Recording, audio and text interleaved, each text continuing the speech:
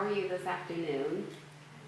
So my name is Pamela James, and I am a author, speaker, designer, and thought leader in modularity and modular clothing. I also do some really fun stuff in DIY color analysis as well. So today what we're going to talk about is intelligent fashion design. Have any of you heard that phrase, intelligent fashion design? Okay, so let's talk a little bit about what, well, let's just say guess. Like, what do you think it would be? Like, what do you think intelligent fashion design would be? That's hard. Any guess? Something that is like built. Okay, okay. So let's just talk about it. So we're going to talk about what it is and why we need it. So at first I'm going to give you a definition. So intelligent fashion design is about combining craftsmanship with intentional design. So what we're dealing with today, we know that we have this branded quality, well, it's branded items that are supposed to be quality that have not been quality. You know, we know we've got replicas of really high crafted things that are duped and they're not quality as well.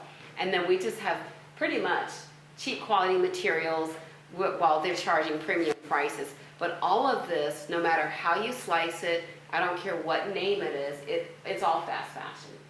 And I won't say the name of the designer, but we all know that there's been a designer in the news recently who was selling their $3,500 bags and getting them made in Italy for $67 in a sweatshop.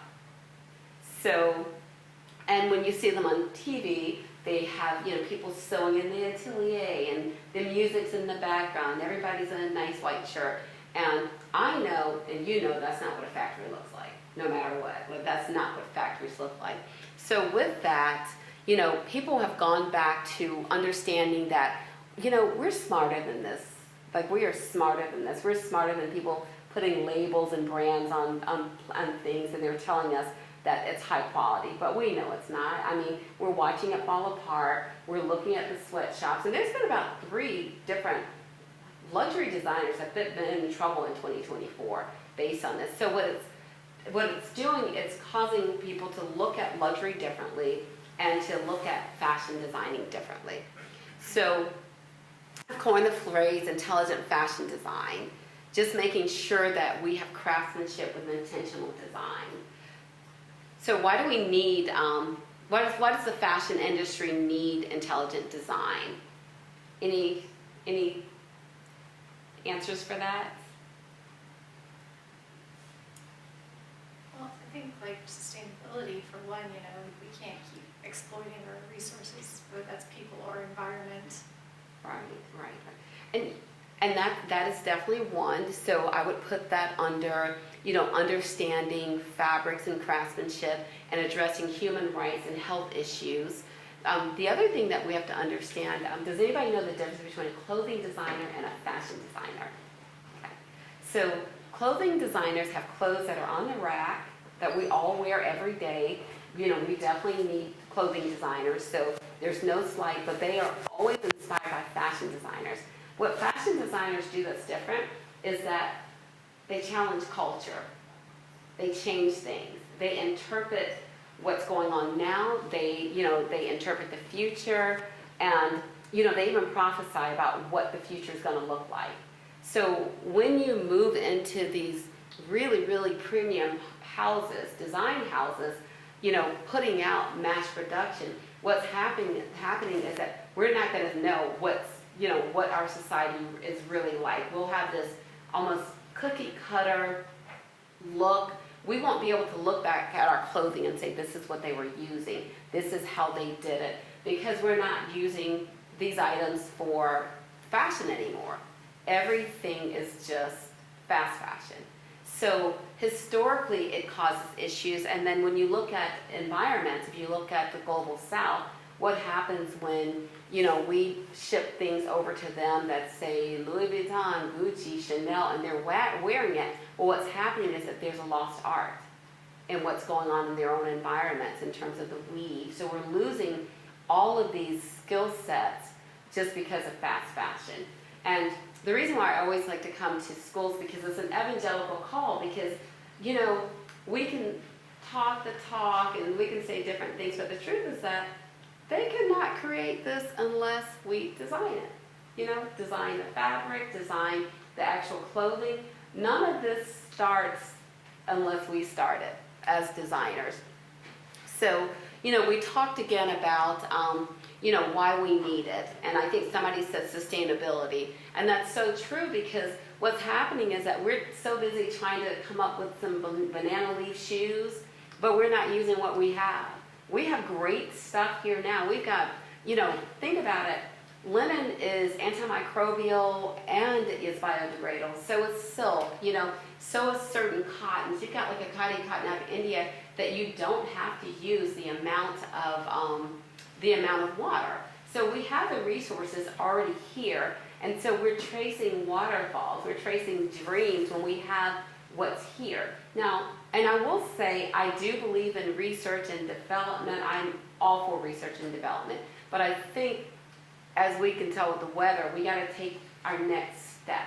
So I always say, what's in your hands? You know what I mean? Like, what do you have in your hands that you can use? That's what you use, what's in your hands. You know, and what's happening is everybody's balling up their fence and running to the next thing. But it's like, what's in your hands? So, you know, that's one of the reasons that I think that we're having this issue, because we're all running. Is it going to be digital? Is it going to be AI? Is it going to be, but what is it now? You know, we have a problem that we have to solve now. So with intelligent fashion design, I think there's a three C's. There's circularity and sustainability, there is color theory, and there's commerce and modularity. Because what's happening is we are putting ourselves out of jobs with fast fashion. You know, we just are. You know, we're having to, it's a race to the bottom on every level. So, you know, we'll talk about commerce and modularity. You know, we don't want to continue to push for even 85 items in every line, you know, twice a year. That's a lot just to make that. So my personal solution that I really champion is modularity. Because I think that, you know, when you look at modularity, you've got multiple outfits, you know, you encourage mindful consumption, you know, you think about, you improve cost per wear, longer, better and longer wear, you decrease customer acquisition, because once you buy an item, then you know, are kind of married to that item to be able to move pieces in and out. And there's subscription service, so there's a predictability in the way that you manufacture, and by having that predictability, you know, you're not overproducing constantly. So then there's circularity, and we know that circularity is all about, you know, repairing and recycling and things that are easily mendable. And how do you achieve sustainability through circularity? You know, we know that you reduce waste, you know, you make up, you know, you promote responsible production, because people want things that last longer, because at the end of the day, what we need is quality. And what's interesting, when I was working on some things, I could find people to produce every item but a quality one, you know, and it's getting harder to find quality fabrics, but the bottom line is it's because we're not demanding, you know. But we're saying that 75% of these shoppers prioritize sustainability, but what is sustainability really? You know, is it something that you go online and you type in your name of your company and send a check and buy, you know, or, you know, is it, you know, banana leaf clothing? So that's the thing, that we've got to all have a united definition of what sustainability is. And it's really just doing more with less. I mean, that at the end of the day is where we want to go. And, you know, one thing about circularity, it does boost brand trust, because, you know, there's a time when you bought something, you were going to take it to the seamstress, and you bring in other economies when you start, when you use circular fashion. You get your buttons replaced, you get your things hem, so that economy comes into play as well when it's a quality product. And the third way to build a smart, sustainable wardrobe is by color theory. So I'm going to tell you a couple of things about color theory. I don't know if I have them, have them in here. Let me go back. Actually, they're not in here. So there's an interesting thing about color theory is that when you show up, people have already made a judgment on you. But what I found out was really interesting is that 90% of it is based on the colors that you wear. And I'm convinced that if you know the colors that you are supposed to wear, that people will compliment you and you'll reach for them more. And you won't feel like you have nothing to wear. So, if you're looking at, having things you can, because see, modularity isn't about zipping in, zipping out. It's having this jacket, wearing it with some jeans, wearing it with some leggings, wearing it with a skirt, putting, patches on or whatever I want to do to it. But just making sure that when I purchase it, the mind shift has to change from, I'm going to wear this here, to, oh, I will purchase this. And it's good quality, but I'm going to make sure that I have 4 places that I feel comfortable wearing it. So, we've got to really normalize re-wearing clothing because we are in an era where we don't. Did you have a comment to make? No, I just feel like this concept is so different from what we're seeing right now. Yeah. And Yeah, I it's think so. crazy. So, since we're talking about intelligent fashion design, I wanted to take you back to a honeycomb, because we build communities just like bees build communities. We may have these hexagonal structures, but they fit together and they're made for purpose. And this community, creates beauty and order within this particular community.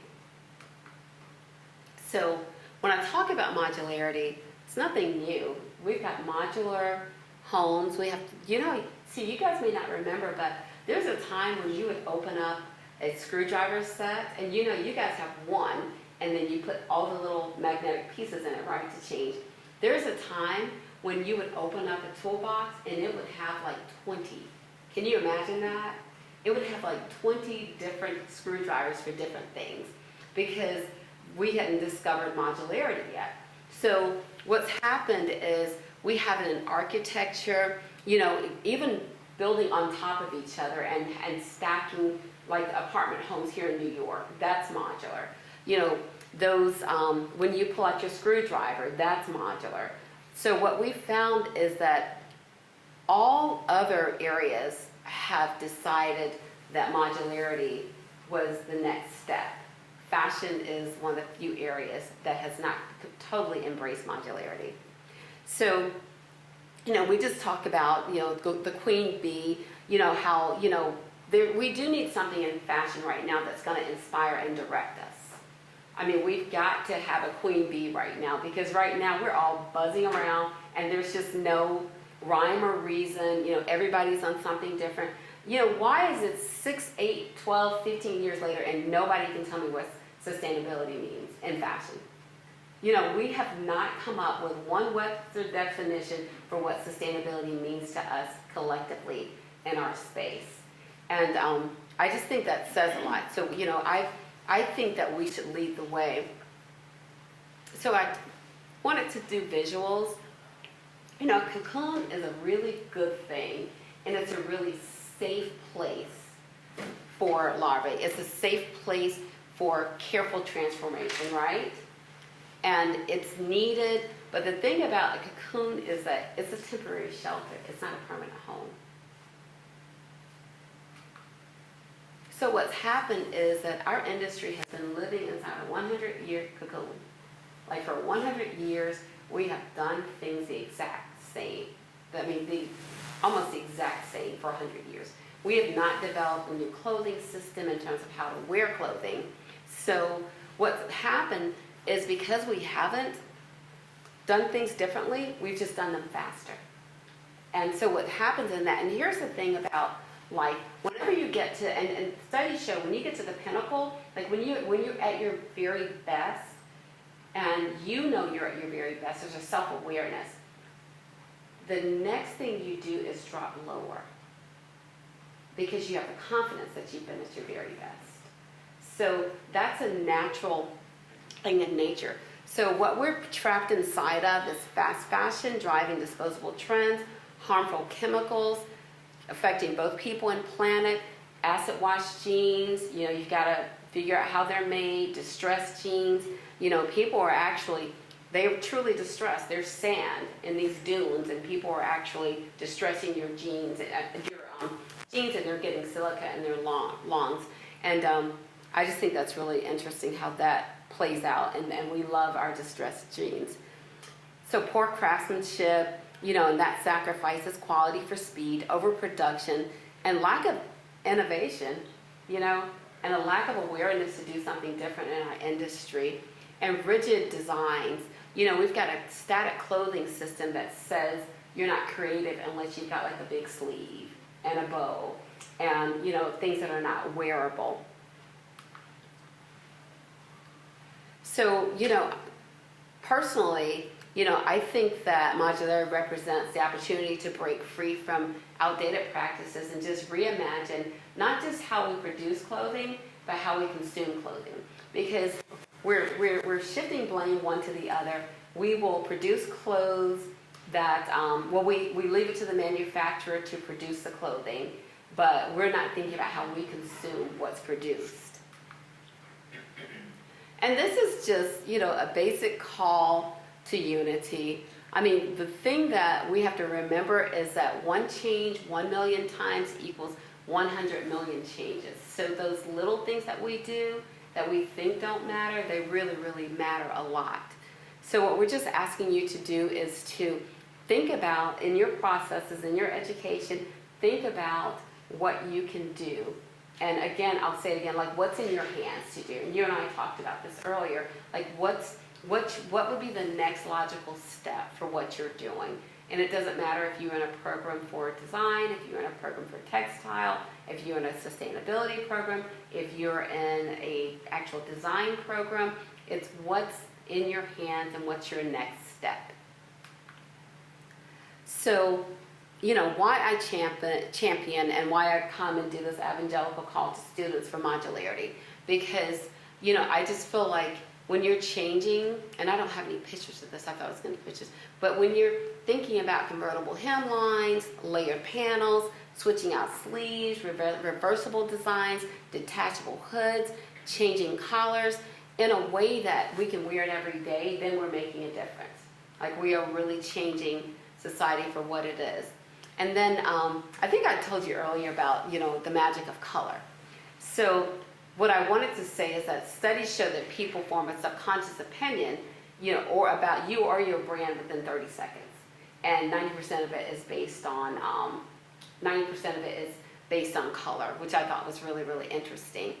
And that's why brands stick to a certain color. You'll see the silver for Mac, and you'll see the red for Coca-Cola because it's bold and it's flavorful and it wants to be big.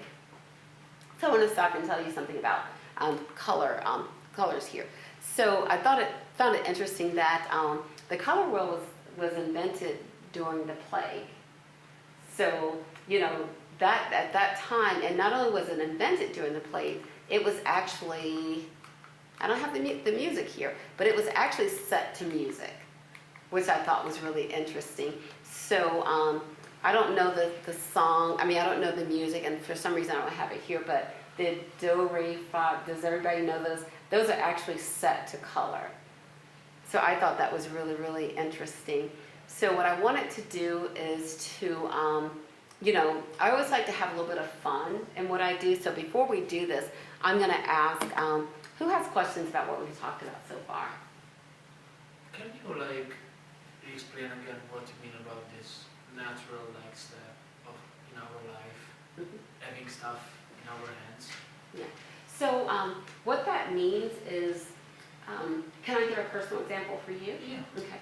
So your family owns a textile mill, right? Yeah. Okay. So rather than trying to come and scrap everything and say I'm going to do something, that's completely, different, you know, there's, in my mind, I can see two ways you could go. Because you're in textile, you could actually look at those polymers and those fibers and the polyester, and you can see if you can side by side invent something while you're here and move the company further, or you can use the same fabrics and do something that's reversible, because what you already have in your hands is all this institutional knowledge, right? And you wouldn't want to throw away all the knowledge, you wouldn't want to throw away the machinery, but what's the next step to do something different with it? Because, see, there's a thing about an energy, when you throw everything away and you move on, then you're sub-zero, you're not even starting at zero. You know, you're sub-zero.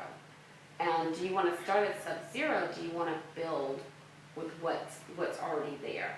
So you already have the factory, you have this, you have that. So if you concentrate on what is our next great step in this business, you know, what can I do in this business to move it in a way that maybe it'll be a fiber that cleans itself. Do you know what I mean? But you don't throw away all this institutional knowledge and all these great fabrics and do you know what I mean? Maybe you sell your scraps off to a clothing company. Maybe you, do you know what I mean? But you use what you have and you use your concentration to build on what's already foundational for you. Did I make sense of that? Yeah. Can you talk a little bit more about modularity? Because I Yes. feel like I'm still trying to understand it in the term of fashion. Like it's still such a, Yeah, it's a template. it's a hard concept. And what's interesting is I had some pictures, I don't know why I didn't put it in here. So I have proof of concept. There are ways that you can move in and out of clothing with hoods, and you've seen them. You've seen the puffer jackets in New York that zip off. You know, that's modularity. You know, things that zip off, they zip on. You know, you could zip. They even have a puffer jacket here that somebody's made that has a book bag, which, you know, which I don't know if you guys, have you seen that? No, I haven't. Oh, so there are puffer jackets where they zip them off and they zip up and they actually become like a shoulder bag with the puffer jacket. So it's just about things that zip on, that zip off, and put other pieces on, you know, on those pieces, and making you able to wear the exact same thing. Like I have a jacket at home. I actually have a skirt, right? Like this comes off, you know, and it's a long skirt that comes on, you know, and it's here, it gives you, you know, the ability to gain a couple of pounds without having to, you know, go out and buy another skirt to wear. So all those things. So instead of having like an entirely new piece, Mhm. it just allows you to Right. change it to Right. like adapt. Or this jacket. If I wear this jacket with some jeans, if I decide I wanted to put a whole bunch of like studded whatever on this jacket, not studs, but you know, brooches all over this jacket. So, you know, it's about when I bought the piece, I didn't think, oh, okay, you know, I'll wear this to NYU. I was like, okay, I'll wear this to NYU, to FIT, I'll wear this to the funeral, then I've got to come back up, do you know what I mean? Okay, I can, you know, I've got these really cool cream boots I can wear it with. So it's really about choosing pieces that you can wear over and over and over again. Like whenever I purchase a piece, you know, for me, I have two requirements. It has to be natural fiber, three. It cannot be fast fashion, and I have to have at least 3 places to wear anything that I purchase.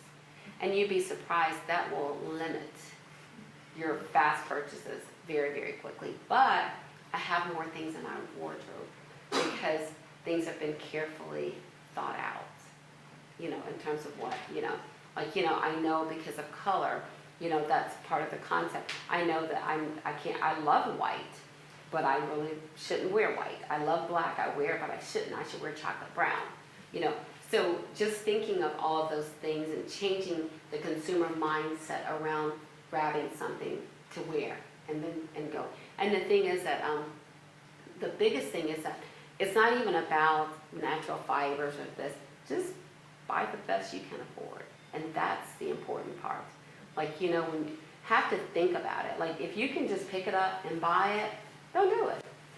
Think about it. Like, okay, can I, you know, I really want a blue blazer. And I can go into Zara and pick it up and just buy it, no big deal. You know, or I can go into Macy's Hugo Boss section and it's on sale and it's gonna stretch me, you know, I can afford it, but buy that one because you'll keep it, you'll wear it. You get the one from Zara, you know what I mean? You know, you'll wear it, you might not wear it, you know, you send it to the cleaners, you know, the fabric moves a little bit and then you're gonna throw it out. Yeah, that makes sense. Yeah. So any other questions before I move on? No other, okay, all right. So we just talked about all of this with shopping mindfully and just a well-curated wardrobe. So we went through all of this. And what I'll do is I'll send you this deck so that if you're interested in choosing your right hues and the colors that work for you, then you'll have an opportunity to look through it and you can, because this deck is actually for you guys. And this is just a color analysis assessment. And these are just talking about some of the things, and I'll show you something on modularity about, you know, just making sure that things are well done. You know, this is part of a modular shirt where these are all buttoned off and then these are button covers, but everything comes off. So that's a decent visual of what modularity is. Like all of this comes off. And these are just covers that go on top.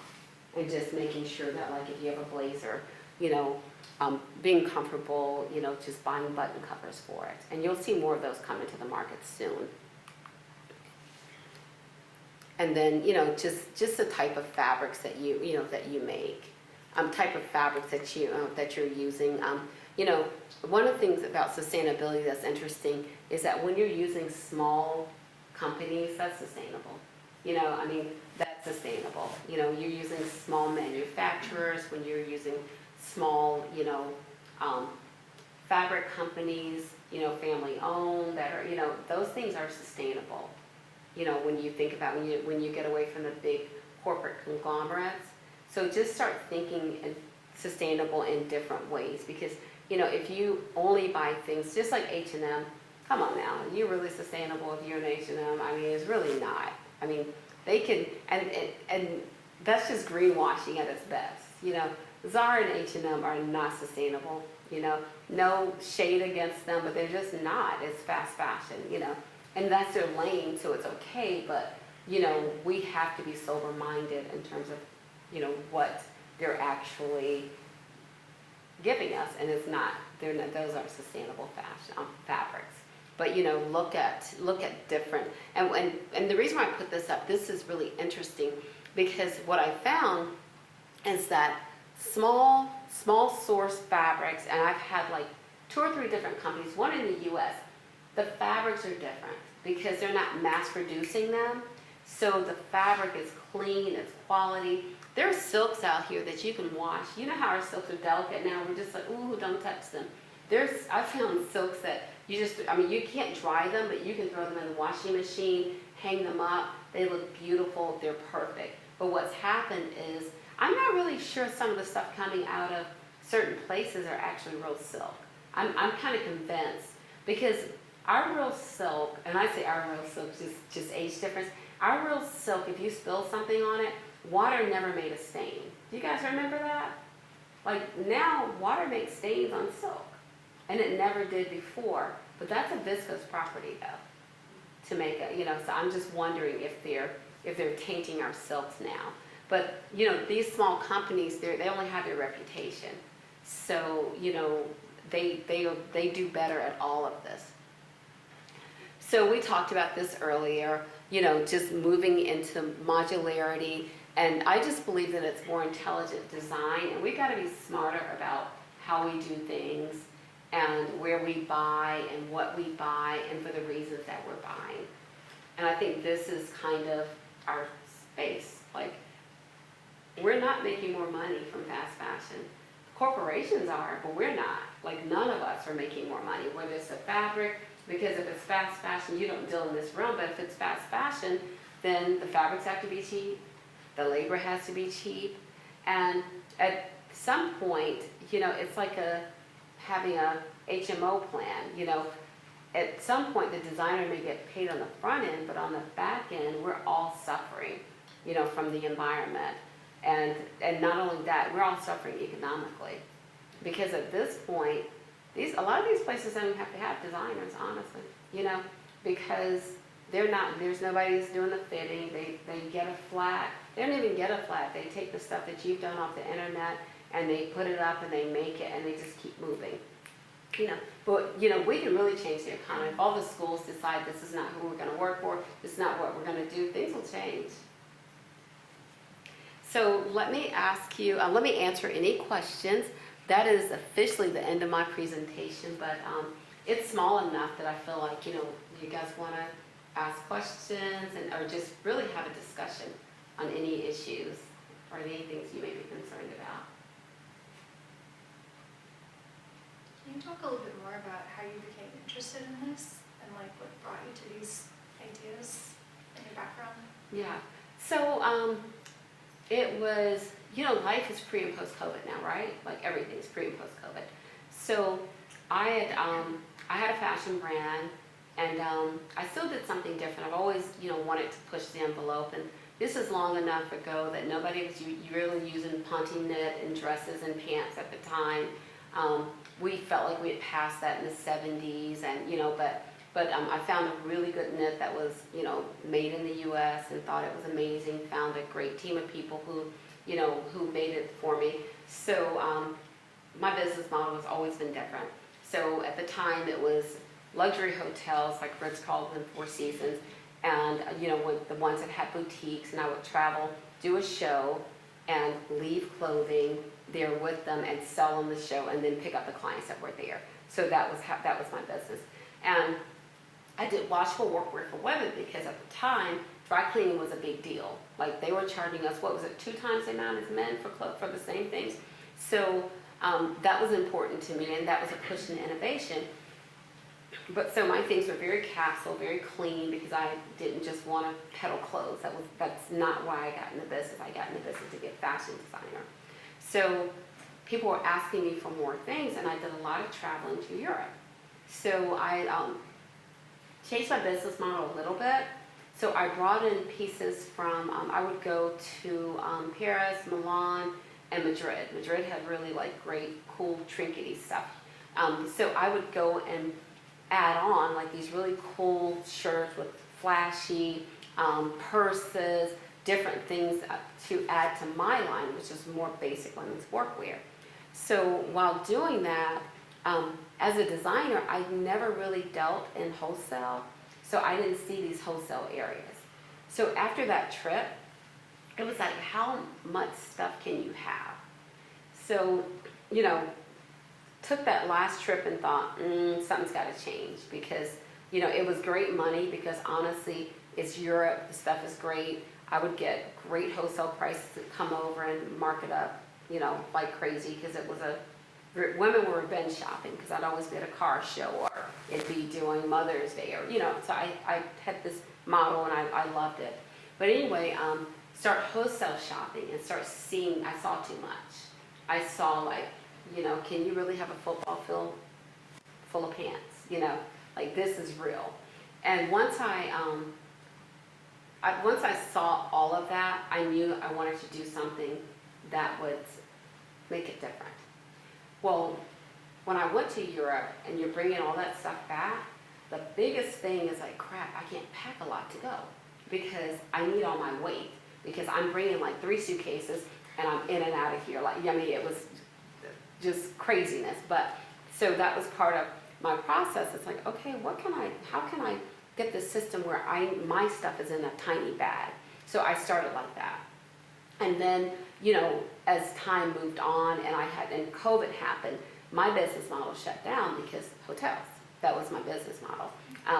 And I was able to get rid of everything, honestly. I just kind of was, and then I had a couple of websites that I would hit up. So I got rid of everything. So, What did you do for hotels? I don't understand. What did I do what? For hotels. Hotels. Hotels. Oh, well, I don't know if you have them in Europe. So here we have certain luxury hotels that have boutiques. Oh, okay. Yes. So I would sell inside the boutique. but I would also do pop-ups. And so I would sell, leave, and then get the client book from the people who were, and it was always during an event. So came back and start working on the concept, to see if it could, and it took me 4 years to get even basic proof of concept. And now I'm trying to train people here to do it. That's a little bit more difficult, but I do have some people that are trained in Asia to actually, who've perfected the concept, but I'm working on my people here. But so that's kind of how I, got into it, and then I just started pushing it further and further, and just seeing if I could use like khadi cotton from India. Can I use katadoria? Those fabrics that are more sustainable, and then Vietnamese silk. Like, could I use things from small companies that were really well done and durable? So that's how I started getting into modularity, and I really started thinking about, like, in that space, it was like, I started down the whole sustainability, and then I thought, I'm gonna be sustainable innately, no matter what, but I just saw that it just wasn't my road. It wasn't, I needed to redefine what sustainability meant, in my space. And for me, it wasn't dyeing things with green dye. It was, it was using more natural fibers and doing better, with it. And at the end of the day, and it was also about, why am I going to chase all this stuff that's out here? I believe the technology is amazing, and I'm happy that people are doing it, but that wasn't my lane, So that's kind of how I moved into modularity through sustainability through modularity. So are you still producing clothes? Excuse me? Are you still producing clothes? Yeah, so I'll drop a line in May, but I'll do it in a non-conventional way because I do believe in pushing, innovation in a different way. So, I'm not relying on, I have a line rep, but I'm not relying on like a fashion week or whatever. I like museums, I think that's it. Because I think where I am now, I need to teach people that it's possible and that it's doable, right? And then you move into, having an audience that can trust you, with sales. So at this point, it's about building trust, and introducing process. Your concept of Modularity. Yeah. And intelligent fashion design, really, And that could mean something different for somebody else. It doesn't necessarily mean modularity. It could just mean a well-made jacket. You know what I mean? That, you pay premium for it and you get premium. It's input, output, How are you creating this concept and this trust in the consumer? Well, a lot of it's online trust, right? So what happens is, I do a lot of writing, I do a lot of traveling, I do a lot of speaking, and, I've been fortunate enough to have a feature in Forbes, a feature in Women's Wear Daily, and those things help to build trust with the consumer, and then I'm working on, making sure that I've got a modern, modular community, so that will also build trust. And it's easier to build trust before you have a product. Because once you have a product to sell, people are like, do I trust her? Does she product? You know what I mean? So you've got that, so that's what I'm doing to build trust. I'm amplifying them. That's why I will come to an FIT, because it's a message that needs to be amplified. I just want to make a comment about the modularity stuff that you're talking about. It sounds like you can be really creative with all the different parts. That sounds like a lot of fun. You know what? We just did I call it a Gossip Girl photo shoot. I can't show it because it's supposed to go somewhere special. So that's where I pull the slides out, because cross your fingers and legs and pray that it goes somewhere special. But and it was a ton of fun, and I had probably the models were between like 24 and 26, and they were like, we want this. Like, where is this? Like, we can express ourselves. And that is part of it, is that, it's the ability to express yourself in a way that You know, people are telling us, you know, yeah, I mean, like everything's a trend. There's a Barbie trend. There's a quiet luxury trend. There's a mob wife trend, which I thought was like, ooh, that's nice. But you know what I mean? But to be able to express yourself in a way that you want to express yourself, yeah. I feel like you know, you're talking about fast fashion, like I feel like it's gonna get worse before it gets better, and designers can create these things, but like, it just, you know, with everything being at the fingertips, with so many, like you're talking about these styles, like it feels like we're just gonna get worse and worse and worse with the fast fashion and these quick trends before we even get to this place. Like, I feel like this is such a futuristic concept. So do you see consumers changing their behavior? I do. Yeah, so, you know, I get like WGSN and different things. So what's happened, particularly, so the luxury market has to go first, right? So what's happening now is there's a mistrust among luxury. There is, you know. And if you see me anything with luxury, it has my name behind it, I'll say intelligent luxury. Because what's happening is the luxury market, they want more, they're tired of big designers, they want more niche designers, and they want to be able to customize. So what will happen as luxury market moves, then that moves down. And the thing that I love about modularity is that there is built-in craftsmanship. Because those zippers need to, I've tweaked some ways where they can have a little bit, but they've got to match up. Things have to match up. So it's not as easy to zip. Things have to match up. So, but I do see what you're saying, you know, in terms of things. I think the tariffs are good. You know, I mean, I'm down for the tariffs. You know, not for Canada. I love Canada. But, you know, I think for China, we are going to have those tariffs to be able to, you know, move forward. Because I was on Facebook and they were saying that all the Shein stuff is hung up on the boats now. So nobody's getting their orders. So, happy about that. Oh, yay. And the other thing too that I didn't address here that concerns me for your generation is that if they're telling you microplastics are in the water, if they're telling you that they're leaking your body through I'm going to finish drinking my water, but out of the plastics. If they're telling you all of that, what do you think it's doing if you're wearing it on your body, which is your largest organ? So I am concerned for this generation because it's disrupting hormones. You know, I mean, if you think about it, you know, it's disrupting hormones. It's the same thing that happens, but we're not there yet. But so my point is that you're right in a way, but we're going to have a public health emergency in the next 4 or 5 years. And they also know it causes cancer. I think, what is it, California has already declared some things public health emergencies. So truth is going to come out. See, so our generation went through something with, was it called Dirty Waters with Julia Roberts?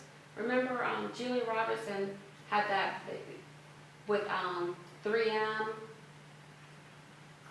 Do you remember? It was a movie. What was the name of it? You know what? The Aaron Brockovich movie? Excuse me? Not Aaron Brockovich, like, Okay, maybe it was Aaron Brockovich. because that was the one Okay, with the water, right? You remember that? Yeah. Okay, so that's PFAS. So the stuff here is called PFAS, one molecule. Yeah. And then I think your generation is going to really have issues with it because the other thing is that once you guys get to, age, I mean collectively, not individually, where you start thinking about children. So when a woman gets tested for PFAS, when she's pregnant, she has none in her body because it all goes to the fetus. So we've got a couple of years, but it won't be long. It won't be long before it's going to be, a public health emergency.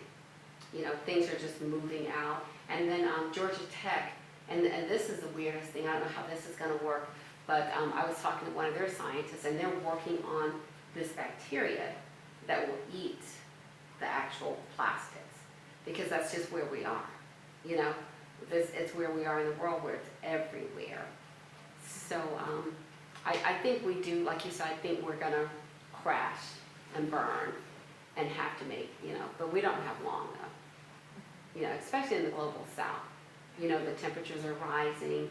I mean, it's almost impossible to work. I was in Vietnam for about 5 to 6 weeks, and I mean, it's 100 degrees in Ho Chi Minh City every day, like every day. You know, so you go inside to quote unquote AC, and it's 85 degrees. You know, and that means it's running constantly. So, yeah, I do think that we're going to see some changes. You know, that's it. But like I said, it is going to start with the luxury market. So any other questions? Can I ask about your writing? Because you mentioned that you do write. Yes. What kind of stuff do you write? Well, I wrote a book on luxury modular fashion because I think that craftsmanship is luxury, no matter, you know, price point. But I write on LinkedIn a lot. So I write about twice a week, 3 times a week, and I write on different stuff. Sometimes it's just about, ooh, mocha's pretty, color the, you know what I mean? Because I'm in fashion, I love that. But I write about sustainability, I write about modularity, and everything's fun. I keep it light, you know, because I believe that everything can go through light, life, and beauty, because you can shine a light on something that's very bad, but, you know, you don't have to, you know, I know for me, it's a turn-off. When I hear stuff and doom, gloom, I'm not reading it, I'm not doing it. So I try and write for people like me, who want to have fun, who want to know what they're wearing at the Golden Globes, you know. But I'm not going to ever say anything mean to anybody. I just say what I like, you know what I mean? And, you know, and I'll talk about, you know, if there's some news, even if it's bad news, I still bring light to it, you know, in terms of whatever's happening in the world of fashion or in the environment. So that's kind of, you know, but I do keep it fairly, you know, I feel like I'm, you know, just like today, I'm going to give you the facts, but I'm never going to go doom and gloom. Like, because I believe that hope is really the only thing we really have, right? And if we, you know, feel overwhelmed and like, oh my gosh, can't do anything, then, you know, that's kind of where they want us. You know, I mean, they want us on the sustainability treadmill until we just, you know, jump off, like, forget it, you know.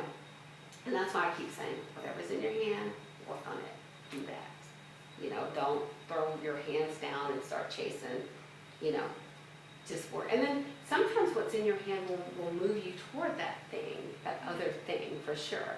But, you know, I'm just really clear about whatever's in your hand, work on it, take the next step, and keep stepping toward, you know, whatever those goals are. Kind of like I was telling him, like, don't throw away the institutional knowledge, you know. Well, I don't have anything else to say. Thank you.